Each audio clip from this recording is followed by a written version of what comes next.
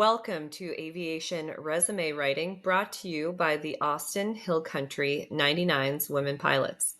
This video will serve as a basic introduction and focus on formatting your resume using tables in Microsoft Word. The technique of formatting using tables will allow for easier editing rather than using tabs and spacing.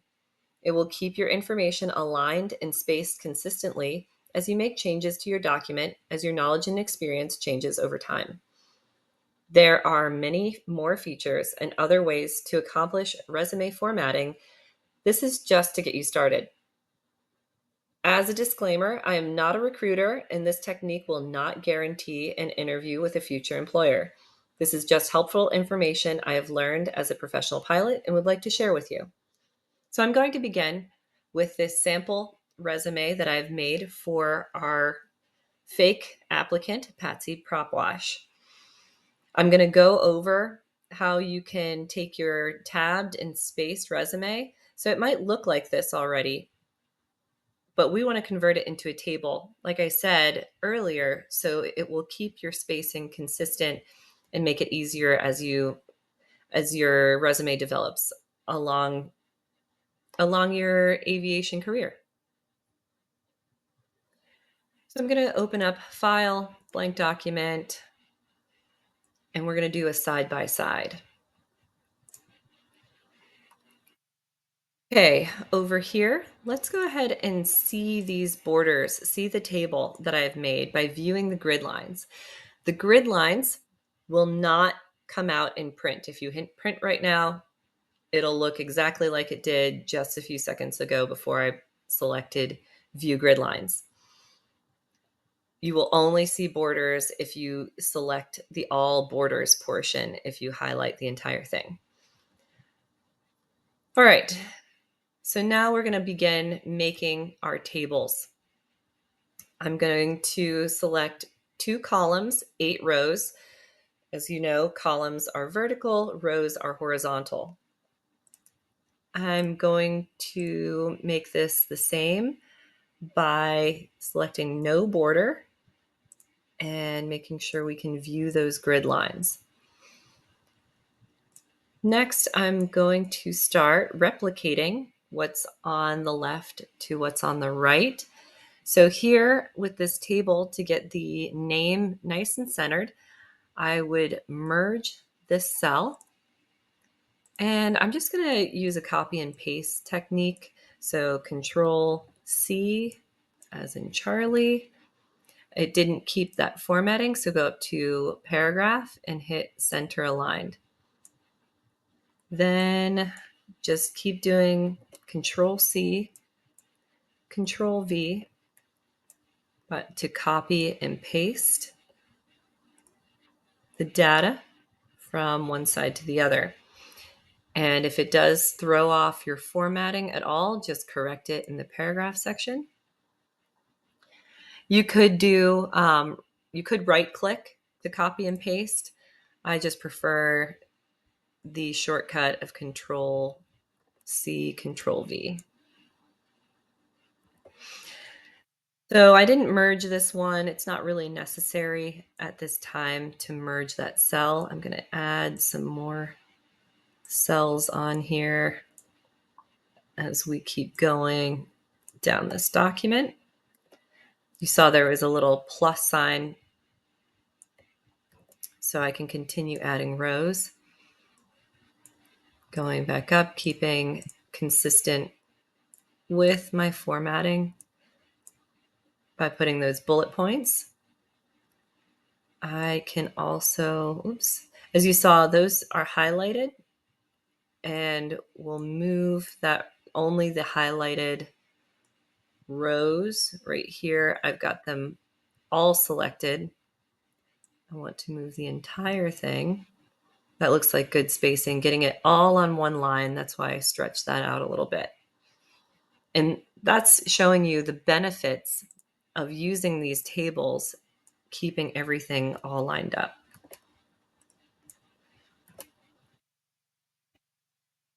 Do that yet. I want to add more rows. There we go. Okay, we can see there can be multiple ways that we can get this segmented out to match.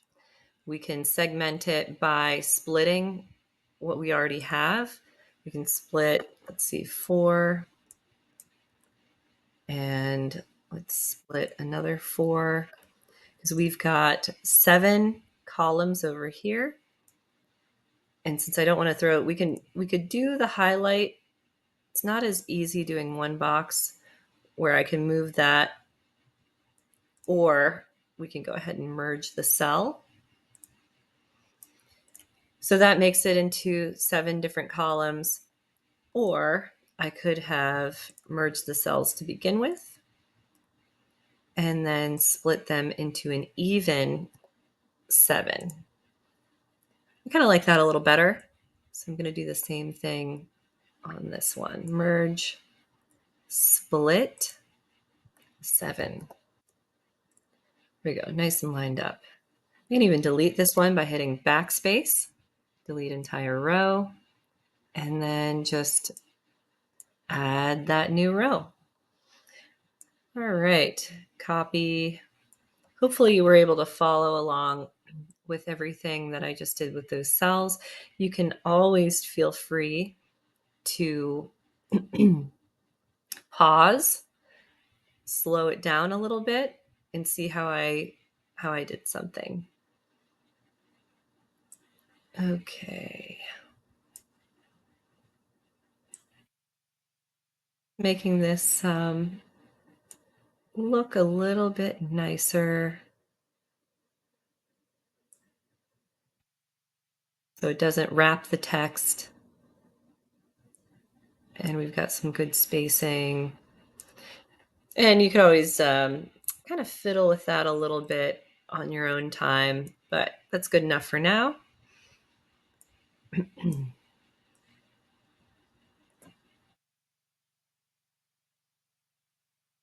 Right click and merge that cell. Add 2 more. Even 3. We'll split those in a moment. And continuing with copy, paste.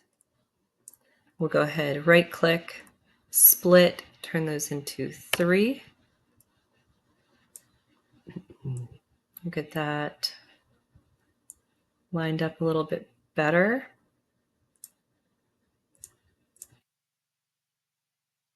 So this is all very easy to manipulate and make it how you want it.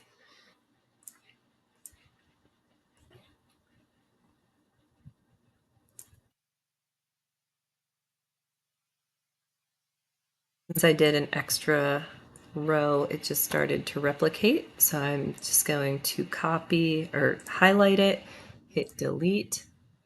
And this one I want to add my bullet points back.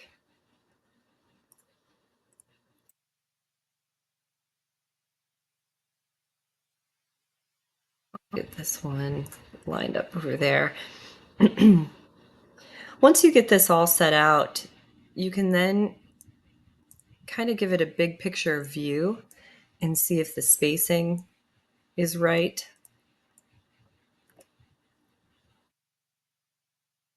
And if not, of course, as you have seen me do already, if the spacing's not right, you can either add cells, delete cells, you can expand the cells.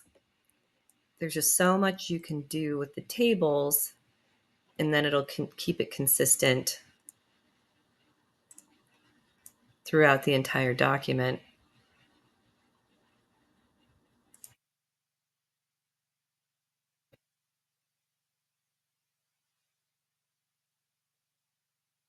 And I'm trying to zip through this to not bore you out of your mind while I'm copying and pasting all of this information here.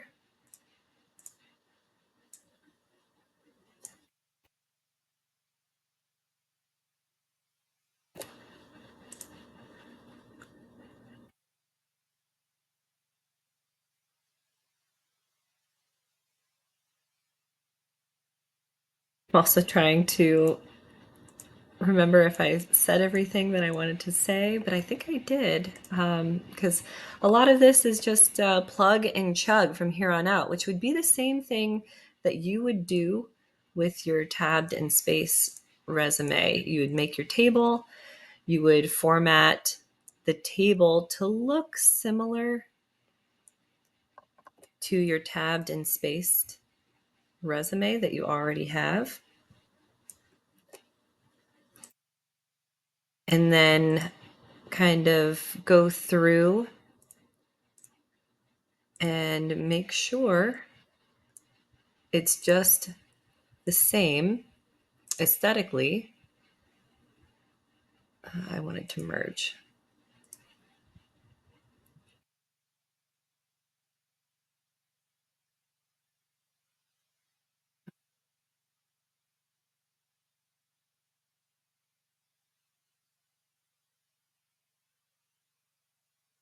Aviation leadership volunteer.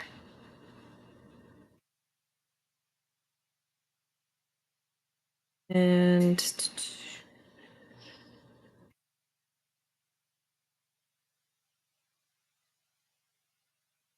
section we will merge. Be merged.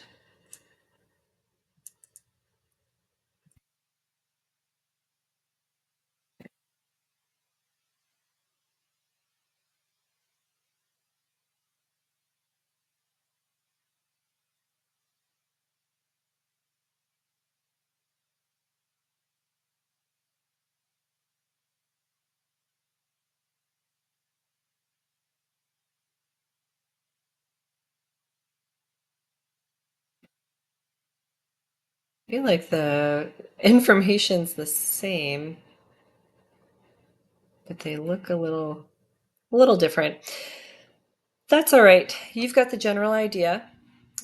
If you start populating your resume and it comes down to a second page, you can always go over to layout and kind of you can manipulate your margins. You can move things around on your resume to make the spacing a little bit tighter if you need to. But now you've seen your basic model for creating these tables and how to merge, how to split, and get it set up as you'd like it. Another note, make sure you do not send a future employer a Word document. All of your formatting that you've worked so hard on will get messed up if you send the Word document. So you make sure you come to File, Export, Create PDF. You will publish your PDF. Notice how those grid lines did not show up. Like I said, they will not be visible. They're just there to help you in your document creation.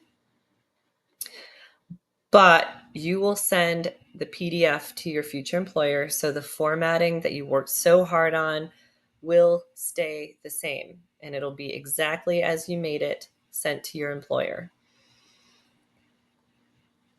Finally, once you have this all set up, if you did want to get some tips on aviation resumes, I do have some really good sites here.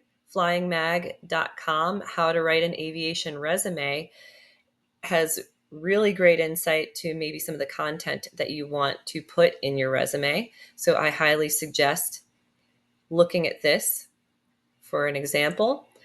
And if you wanted to make your resume stand out in the crowd, myperfectresume.com has wonderful examples of getting a little creative, maybe adding some color, maybe using your spacing a little more wisely if you do have a lot of material in your resume.